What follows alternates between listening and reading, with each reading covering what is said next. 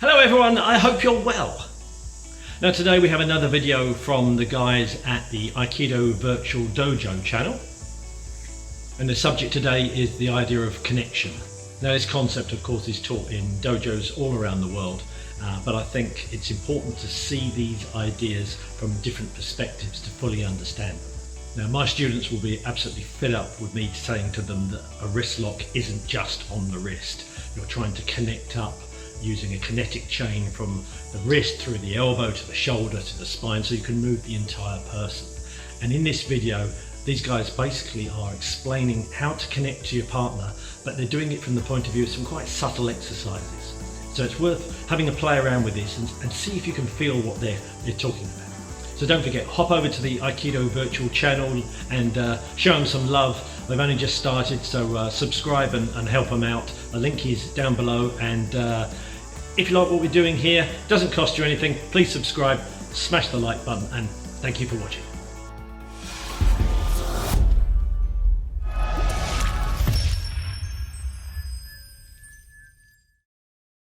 So one beginning exercise that you can try is from just a simple grab.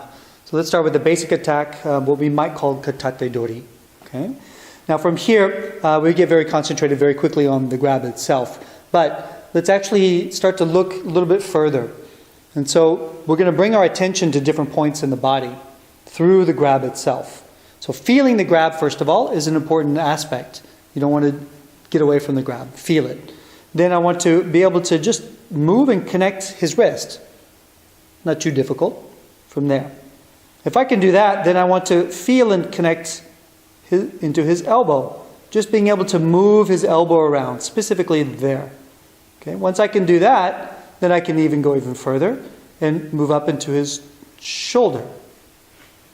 Okay? And I don't want to necessarily try and force it, but I want to go through and connect. And that's also thanks to his grab. Right? So the more he grabs on, the more I can really connect up into his shoulder. Then I can go even further to the other sides or down into his back, into the hips, right? Boom, boom, boom. Even getting down to the knees. And then eventually really being able to go all the way in and down to the feet. Oh. So, and this is quite a subtle practice. But, you know, physically you want to take your time with it, and it's really about where you place your attention. Let's have a look at another example where we can explore the connection with a partner based this time on a basic Aikido movement, which is the Katate Dori Tai no Henko. So let's start with a Katate Dori grab. And first thing, as Dojo said before, is that usually we have a tendency to focus on the attack, on the point where we are attacked, where we have a problem. So let's do the first Katate Dori Tai no Henko, focusing just on the wrist. So really trying to do the movement, focusing mainly on the wrist of the attacker. So here, you can look at the wrist, which helps to direct your intention to the wrist. And we do a first Tai no Henko. Okay? And the wrist doesn't attack us alone.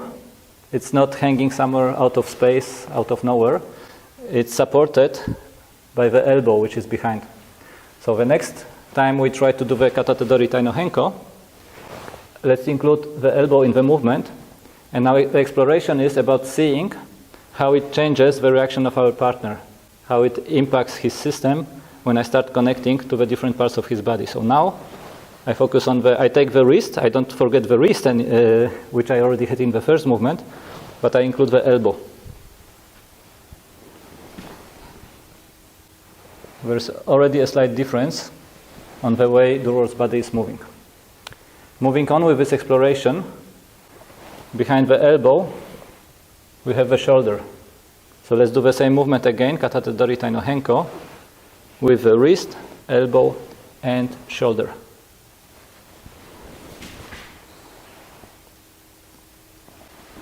And then if we continue, I will not go through all the steps that you can do piece by piece, but let's say I will just take the break with the hips.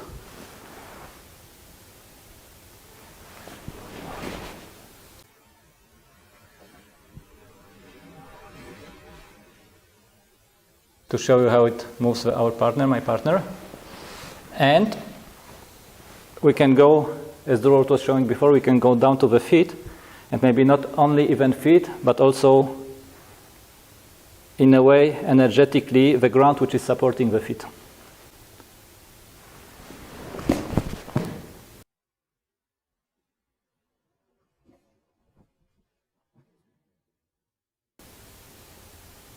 And then there is much more connection, we are moving together, than if we just focus on the wrist. So let's take the Katate Dori Tai no Henko kind of one step further.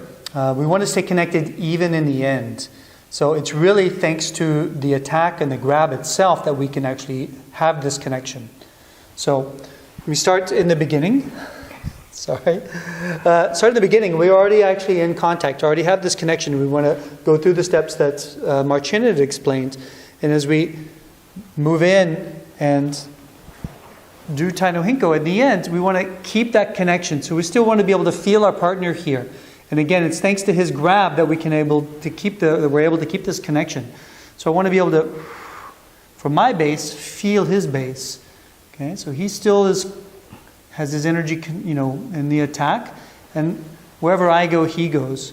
So this is, you can go forward, it can go down, and I'm really kind of reaching into his body, into the feet, and even then, thanks to that, then we're kind of aligned together, and we can move together from there. Boom. Let's have a look at one more exercise in this video, and this one is to explore the quality of the connection.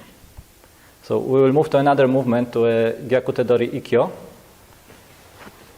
So we start here with a crossed wrist grab.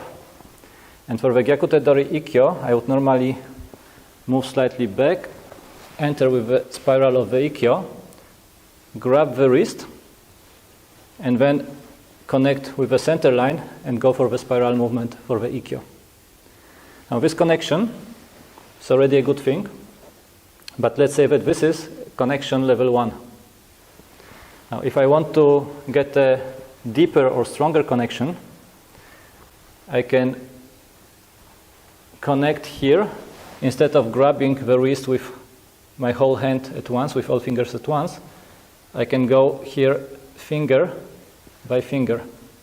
Actually, it's as if I was connecting once with the first finger. When I connect again, I connect even more, and even once more. And now let's have a look, just without the explanation, let's have a look at the difference on Durward's body, on Durward's system, between the two variants. So let's go.